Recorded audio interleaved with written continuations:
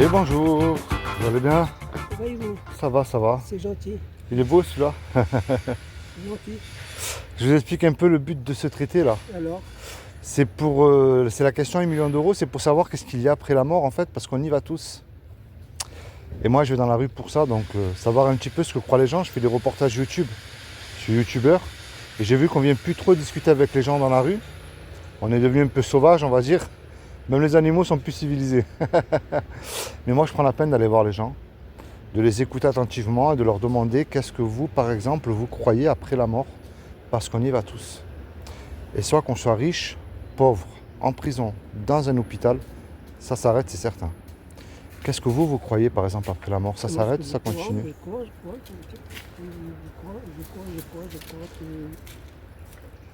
que on dort Ouais. et on ne sait pas quand est-ce. On va se réveiller ou pas. Est-ce que vous croyez en Dieu? Je crois, oui. Je crois en moi. Ouais. Vous êtes un peu comme Saint Thomas, quoi. Mais prouver que Dieu existe, c'est très facile. Prouver qu'il n'existe pas, on ne peut pas. Moi, je défie quiconque de me prouver là, en quelques minutes, que Dieu n'existe pas. Moi, en revanche, je peux prouver qu'il existe, mais ne pas tomber dans le piège de mélanger Dieu et la religion. Ça n'a rien à voir. On est d'accord. Pour moi, la religion, c'est les hommes pour dominer sur les autres hommes. Mais maintenant, regardez bien, Dieu existe, c'est très simple. La paire de lunettes que vous avez sur vos yeux, s'il y a une paire de lunettes, vous êtes d'accord avec moi qu'il y a bien quelqu'un qui l'a dessinée, qui les a fabriquées. Ce qui s'appelle un créateur. Les instruments, les employés, le temps qu'ils ont utilisé, ça c'est un autre sujet. Mais imaginez-vous, monsieur, que je vous dise, vous voyez cette paire de lunettes là? C'était un caillou, et puis au cours des milliards d'années, ça a évolué, c'est devenu une paire de lunettes. Je vais même beaucoup plus loin. Hein. Ça a explosé là. D'un coup, pour moi, une explosion détruit, ne construit rien. Et puis, pouf, la paire de lunettes s'est fabriquée toute seule. Il va dire, il est fou celui-là. S'il y a une paire de lunettes, derrière, il y a un créateur. Maintenant, monsieur, vous regardez autour de vous. Les arbres, les papillons, les dauphins, les oiseaux, la complexité de votre corps. Votre sang, comment a-t-il pu évoluer? Votre vue. Avant, on ne voyait pas noir et blanc. C'est ce créateur-là que j'appelle Dieu, ou une intelligence, si vous voulez. Ce créateur a créé des lois qui existent. La loi de la pesanteur, elle existe. La loi d'aérodynamique existe aussi. Vous prenez une tomate ici, elle ne poussera pas au pôle Nord. Et puis tous les deux, Dieu a gravé une loi qui est dans notre cœur, qui s'appelle la loi morale, qui est les 10 commandements. Pardon. La loi Dites-moi. morale, comme vous dites. Oui, Ok. On se lève avec et on dort avec. c'est vrai, oui. Et puis de l'autre côté, il y a le respect de l'un et de l'autre. Exactement, bien sûr. Mais est-ce qu'on la met en pratique, cette loi? Pardon? Est-ce qu'on la met en pratique, cette loi? C'est pas donné à tout le monde. Hein. Je sais, je suis d'accord avec vous. Il y a un commandement qui dit tu ne mentiras point. Quel est l'homme ou la femme qui peut dire Seigneur, moi tu me dois le paradis? J'ai jamais menti depuis que je suis né. Je n'ai jamais volé quelque chose, ne serait-ce qu'un bonbon. Hein. Moi, je t'ai toujours mis en premier dans mon cœur. J'ai toujours obéi à mes parents, donc je les ai toujours honorés. C'est question d'éducation. Ça n'existe pas, ça. Non. J'ai jamais regardé une femme du coin de l'œil pour la convoiter, moi. Ça n'existe pas non plus. Mais si Dieu est juste là, monsieur, parce qu'on me dit que Dieu est amour. Bien sûr, Dieu est amour.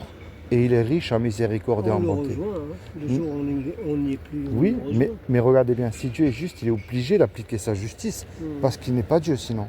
Et bien face à cette loi-là, vous comme moi, on mérite l'enfer et la planète entière. Parce qu'il n'y a personne Ça qui peut existe dire. encore? Bien sûr. Mais il faut y croire et avec foi, monsieur. C'est la foi. Dormir, et quand on dort, hein. On ne bouge pas, on ne rit pas et on ne mange pas. Mais regardez bien, il y a une chance sur 1 million de gagner au loto là. Ouais. Imaginez bien que je vous dise qu'il y ait une chance sur 1 million, que ce que je vous dis est vrai. Ça ne m'intéresse pas. Ça vaut moins la peine d'écouter.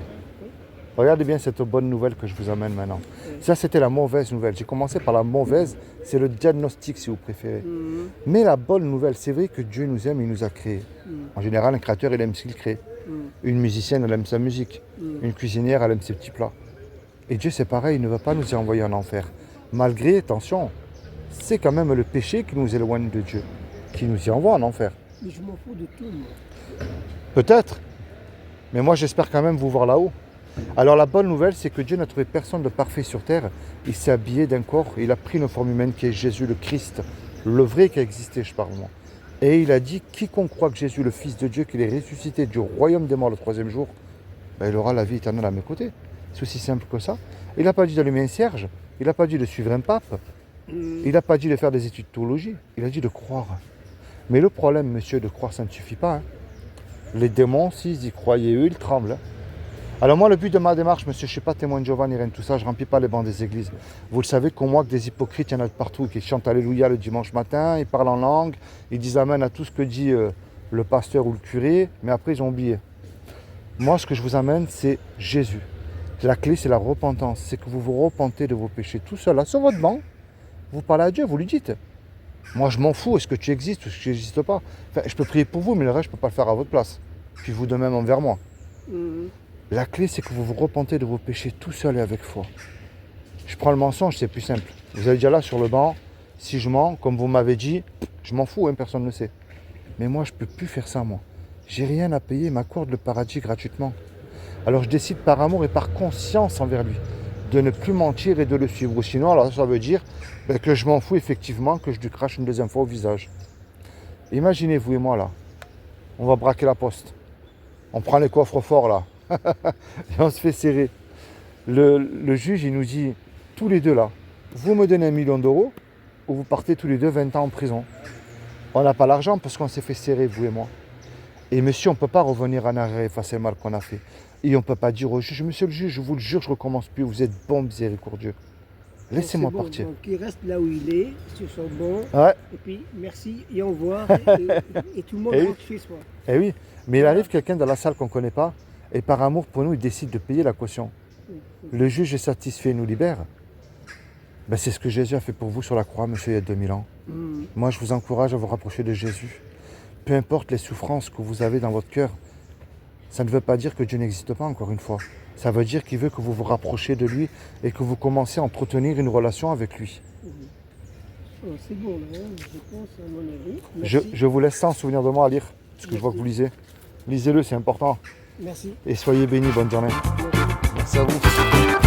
Tenez, madame, j'en avais un aussi. Vous avez le gros vote. Bonne journée.